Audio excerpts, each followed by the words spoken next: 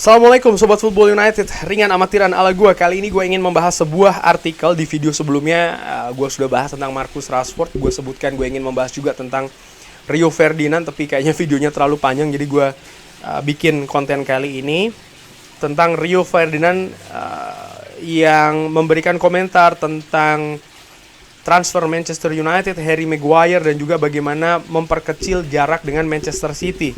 Ini gue ambil dari media olahraga The Athletic yang ditulis oleh Dan Sheldon. Manchester United sudah mengeluarkan dana yang cukup besar musim panas ini, tapi mantan pemain belakang klub Rio Ferdinand ini lebih tertarik, terpukau dengan bagaimana cara Manchester United melakukan bisnis dan juga bagaimana bisa mendatangkan nama-nama ke dalam skuad. Langsung gue komentari, sepakat gue. Manchester United, gue nilai musim panas ini, ya walaupun banyak mungkin fans menganggap lambat, tapi buat gue sejauh ini bagus loh. Yang gue nilai bukan hanya mendatangkan pemain, enggak, tapi prosesnya. Kiper, sebelum mendatangkan Andre Onana, ada hal yang harus diselesaikan dulu dengan David De Gea. Walaupun menurut gue caranya sangat kasar, cenderung salah, tapi transisi itu terjadi. Manchester United ada kiper baru sekarang. Lalu bagaimana mendatangkan Mason Mount di harga yang juga dipatok oleh Chelsea cukup tinggi, sekitar 80-90 jutaan. Saingan juga ada, Mauricio Pochettino, Liverpool bahkan lebih dahulu dikabarkan meminati Mason Mount. Tapi pemain ini bisa datang dengan rekomendasi langsung dari Erik ten Hag. Ini yang gue curigai demikian. Rasmus Højlund, Manchester United bertindak cepat, butuh pemain depan, melihat peluang tersebut kecil dengan Harry Kane yang tadinya digadang-gadang, lalu juga dianggap sosok yang ideal, tapi prosesnya kenyataannya nampaknya sulit, dan Manchester United secara cepat bergerak mendatangkan Rasmus Højlund. Oke, banyak perdebatan harganya mahal, murah, tapi inilah Manchester United dengan segala keadaan di musim lalu. Manajemen mendatangkan Rasmus Højlund yang tidak seluruhnya menuruti keinginan dari Atalanta, karena manajemen bisa memasukkan kesepakatan add-ons, bahkan jadi dua tahap ya kan, ada add-ons yang mudah, ada add-ons yang sulit, sehingga ini seperti kayak win-win solution. Dan sekarang Manchester United sedang berkonsentrasi untuk bisa melepas pemain tengahnya, untuk bisa mendatangkan pemain tengah yang baru, menambah kualitas kedalaman di lini tengah. Jadi gue kurang lebih sepakat apa yang dikatakan oleh Rio Ferdinand. Rio Ferdinand juga percaya kalau Manchester United ini mereka cukup tegas ya dalam proses untuk mendatangkan Rasmus Højlund dari Atalanta. Dan mereka juga menghindari diskusi negosiasi panjang dengan Tottenham Hotspur terkait dengan Harry Kane. Nah, walaupun dilihat lebih bisa memberikan keuntungan sebenarnya dari sisi teknis untuk klub. Manchester United tentu saja ini sangat dekat untuk mengumumkan secara resmi transfer Rasmus Højlund, 75 juta euro plus 10 juta add-ons, dan ada lagi dikabarkan kan add-ons yang lainnya. Harry Kane sendiri 30 tahun ini akan habis kontraknya musim panas tahun depan, dan sekarang ini diminati secara besar oleh Bayern Munchen. Walaupun kabar terbaru mengatakan juga harga yang dipasang oleh Tottenham Hotspur mendekati 100 juta ini dinilai terlalu mahal, terlalu tinggi. Angka spending ataupun dana yang dikeluarkan oleh Manchester United di bawah Erik ten Hag ini akan dekat dengan 200 juta pounds. Nanti ketika Højlund datang, dengan Mason Mount bergabung di angka 60 juta pounds, Andre Onana 55 juta euro. Mereka ini sangat tegas ya. Artinya tim manajemen Manchester United, Rio Ferdinand mengatakan demikian. Mereka memiliki targetnya dan mereka mengejar target tersebut dan mereka mendapatkannya. Ini yang dinilai oleh Rio Ferdinand. Gue sepakat sih. Dimana banyak fans menilai dari cepet-cepetan, tapi bukan tepat-tepatan, jadi lebih tepat gitu ya. Mohon maaf kalau ada kentongan ya, oke. Dan ya gue sepakat sih, karena memang yang lebih pas adalah mengenai target transfer ini adalah pemain yang tepat. Dan itu yang dilakukan oleh Manchester United. Kita tidak mendengar hal-hal yang tidak masuk akal seperti yang terjadi di beberapa tahun yang lalu ketika terjadi drama ataupun tarik ulur ya, mendatangkan pemain. Dan juga pemain-pemain yang datang di luar skenario. Ini tidak terjadi. Pemain yang datang memang sesuai dengan yang diinginkan. Mereka secara cepat menilai kalau mereka tidak akan mendapatkan Harry Maguire. Jadi mereka menghindari drama berkepanjangan mendatangkan pemain. Dan tidak ada keuntungan dari hal tersebut. Dan Rio Ferdinand mengatakan dia suka dengan pendekatan ini. Jadi Manchester United secara cepat nih dinilai targetnya, oke, ini target tapi kayak sulit, oke, kita cari yang lain. Target sulit, kita cari yang lain. Saya pernah melihat Højlund dan saya menyukai apa yang saya lihat. Dia memiliki banyak atribut yang Anda inginkan di seorang pemain. Dia mobile, cepat, agresif, dan dia juga bisa melakukan finishing. Bonus lainnya adalah dia menyukai Manchester United, dia mensupport Manchester United. Tapi dia adalah pemain yang muda. Anda harus memberikan waktu. Gua tambahin waktu dan juga support. Ini penting bagi fans. Harus diatur betul keinginan ataupun harapan kepada Rasmus Højlund. Sekali lagi dia masih muda, pertama kali tampil di Inggris di klub sebesar Manchester United, jangan diberikan beban kritik yang berlebihan. Rio Ferdinand juga mengatakan kalau dia memiliki simpati untuk Harry Maguire yang posisi kaptennya dicopot oleh Erik ten Hag dan diberikan ke Bruno Fernandes. Rio Ferdinand mengatakan ini sebenarnya sangat natural ya proses ini ketika Anda tidak bermain. Ini terjadi di waktu-waktu kami, di masa-masa kita. Saya sebelumnya menjadi kapten untuk satu periode waktu. Lalu Gary Neville menjadi kapten untuk satu periode waktu. Lalu Nemanja Vidic yang mendapatkan posisi kapten. Dan saya tidak bermain banyak. Jadi dia yang mendapatkan ban kapten. Anda harus memberikannya kepada seseorang yang ketika Anda tidak bermain, harus diberikan kepada orang yang memang bermain.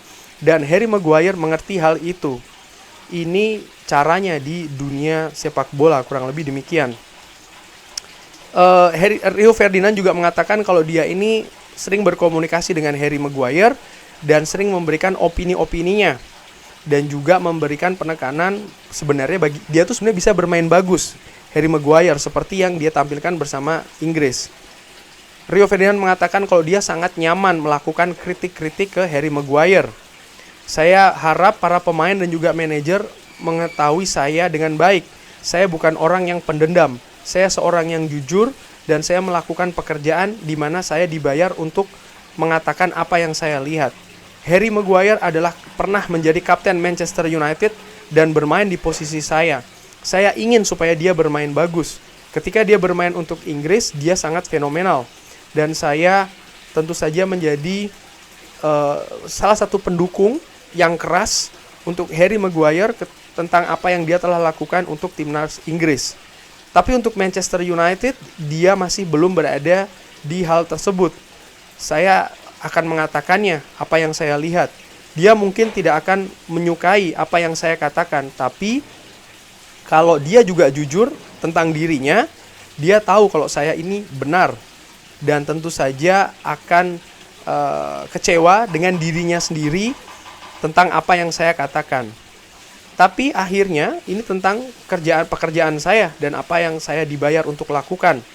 Tidak ada bias terhadap diri saya. Saya telah berbicara kepada Harry Maguire melalui teks ya. Dan saya pikir dia tidak melakukan hal dengan baik. Dan saya akan mengatakannya. Saya tentu saja juga punya batasan. Kalau Anda ini ingin menjadi seseorang yang pendendam atau sangat personal, Anda harus mundur dari hal tersebut. Anda harus jujur. Dan ketika mereka bermain secara bagus, mereka bagus. Tapi saat ini ada beberapa yang tidak. Dan harusnya itu dikatakan secara jujur. Sepakat gua. Dan ini sih sebenarnya untuk fans ya. Kalau menurut gua paling nggak untuk gua secara pribadi. Artinya gini, ketika ada pemain yang memang tidak tampil bagus, ya gua kritik tidak berlebihan. Karena apa? Kritik ini sebenarnya tujuannya adalah ingin mensupport. Itu kalau menurut gua. Tadi Rio Ferdinand mengatakan dia ini sebenarnya dari kritik-kritik yang dilakukan kepada Harry Maguire, sebenarnya keinginannya adalah supaya Harry Maguire tampil bagus. Cuman kalau gue lihat banyak yang tidak demikian, tapi justru kritik untuk menjatuhkan. Bukan hanya untuk Harry Maguire sih, tapi juga untuk pemain Manchester United yang lainnya. Ya mungkin punya beberapa alasan tersendiri. Cuman kalau menurut gue secara pribadi, gue ketika menyampaikan kritik yang memang tidak bermain bagus, ya gue akan sampaikan dia tidak bermain bagus, bermain mungkin lambat dan lain-lain, ya tidak konsentrasi di atas lapangan. Tapi harapan gue adalah ya dia bisa bangkit, siapapun itu, termasuk juga Harry Maguire, selama sang pemain memang ingin bermain di Manchester United. Artinya mau bekerja keras, mau mengorbankan hal-hal yang mungkin dia peroleh sebelumnya, termasuk juga Harry Maguire. Dan khusus untuk Harry Maguire, gue berpikir kemungkinan dia stay besar. Erik ten Hag nampaknya ingin memberikan peran yang berbeda, bukan lagi sebagai kapten dan bukan sebagai pilihan utama. Salah satu tujuannya mungkin ya adalah untuk mengurangi beban psikis dan juga beban mental yang diterima oleh Harry Maguire selama beberapa tahun belakangan di Manchester United. Banyak bulian, kritikan yang berlebihan yang diterima bukan hanya dari fans luar Manchester United, tapi dari fans Manchester United sendiri. Dan ini kan merupakan situasi yang sulit, di mana biasanya fans ini mensupport sang pemain, tapi ini justru lebih banyak menjatuhkan. Dengan harapan apa dijatuhkan? Dengan harapan dia bermain bagus, come on. Ini merupakan hal yang sering tidak terjadi menurut gue secara ringan amatiran. Kalau berharap untuk dijual, gue melihat keputusan itu ada di manajemen, keputusan itu ada di pelatih. Saat ini peluang tersebut gue nilai 50-50. Manchester United nampak tidak ingin melepas Harry Maguire dengan angka murah. Erik ten Hag ingin mencoba dengan situasi yang berbeda. Dan menurut gue, ya kita juga, paling tidak gue sekali lagi ya, harus fair. Ketika dia bermain jelek, oke, kita kritik. Tapi ketika dia bermain bagus, kita juga tidak boleh mengabaikan hal-hal tersebut. Harus juga diberikan pujian. Dan gue tahu Harry Maguire tidak sepenuhnya dia bermain jelek. Ada beberapa hal dia main bagus. Ada beberapa hal dia main oke. Memang masih banyak juga dia yang bermain tidak bagus. Tapi menurut gue harus berimbang seperti yang dikatakan oleh Rio Ferdinand. Gue sepakat dengan hal tersebut secara ringan amatiran ya. Dan mengenai gap dengan Manchester City yang saat ini dari musim lalu ada 14 poin, sementara musim sebelumnya ada 35 poin. Rio Ferdinand mengatakan Anda harus melihat gap dengan Manchester City. Mereka bisa melihat progres ya, artinya menunjukkan progres dengan memperkecil gap dari sisi angka, tapi juga konsistensi dan juga gaya dari bermain sepak bola. Ini yang harusnya ditunjukkan ya, tentang siapa kita dan bagaimana kita bermain. Kita tentu saja memiliki jalan yang cukup panjang dan cukup jauh ya, dengan waktu yang lama. Tapi Anda bisa lihat apa yang Erik ten Hag lakukan, proyeknya seperti apa. Tapi jalan ini masih panjang. Ya gue sepakat, jalan ini masih panjang artinya apa? Ekspektasi, pengharapan itu juga harus diatur. Untuk musim depan, gue harap Manchester United bisa lebih baik lah, lebih konsisten dari sisi permainan. Musim lalu bagus permainan, tapi salah satu kelemahannya adalah fokus dan juga konsistensi. Gue harapkan musim depan itu bisa diperbaiki. Dari sisi hasil, gue berharap paling tidak bisa mengulangi minimal ya apa yang dicapai musim lalu. Tentu saja itu saja sulit loh. Dari posisi Liga 3 besar musim depan, Arsenal, Manchester City, Liverpool, Chelsea, Tottenham Hotspur, Newcastle ataupun kuda hitam yang lain ini juga berusaha untuk lebih bagus, dan Manchester United ada di situ. Jadi sekitar ada 7-8 tim nih memperebutkan posisi yang saat ini Manchester United dapatkan, 4 besar. Dan Manchester United menurut gua minimal mungkin harus berada di 4 besar ataupun 3 besar, dengan harapan juga mampu memberikan semacam kayak tekanan kepada pemuncak klasemen siapapun itu, mau Arsenal, mau Manchester City ataupun tim yang lain. Syukur-syukur itu bisa diperoleh oleh Manchester United. Musim lalu Manchester United sempat berada di posisi memberikan tekanan ya, dan sempat dikabarkan kan, terutama setelah Manchester United menang derby kalau tidak salah. Tapi itu kan tidak bisa dilakukan secara konsisten. Karena tadi gue katakan, fokus dan juga konsistensi. Itu salah satu problem terbesar Manchester United musim lalu. Dan dari kompetisi-kompetisi lain yang diikuti, FA, Carabao, gue berharap Manchester United bisa berjalan jauh, minimal sampai semifinal ya. Dan ini membutuhkan kedalaman squad yang solid juga, kualitas yang bagus. Lalu Champions League, gue juga berharap Manchester United tentu saja tidak berhenti di group stage, terus berjalan jauh di babak knockout phase. Walaupun gue masih sangat berhati-hati lah, katakanlah demikian, berharap mengenai trofi untuk musim depan. Cuman kalau untuk bisa didapatkan ya kenapa tidak, yang terpenting adalah proses nih. proses permainan, pengembangan tim, squad ya, untuk bisa lebih konsisten sekali lagi bermain dengan gaya filosofi yang Erik ten Hag inginkan. Erik ten Hag mengatakan tidak akan banyak merubah gaya permainan Manchester United untuk musim depan, artinya agresif menyerang dan juga pressing. Dan ya harapannya secara konsisten, sekali lagi konsistensi itu yang perlu diperbaiki untuk musim depan.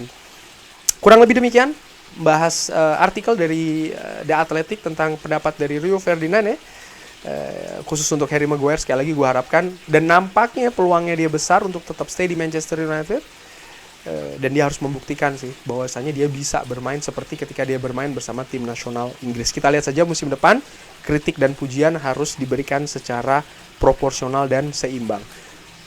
Mohon maaf kalau ada kekurangan. Tadi itu opini secara ringan amatiran. Terima kasih sudah menyaksikan. Jangan lupa like, subscribe. Wassalamualaikum warahmatullahi wabarakatuh.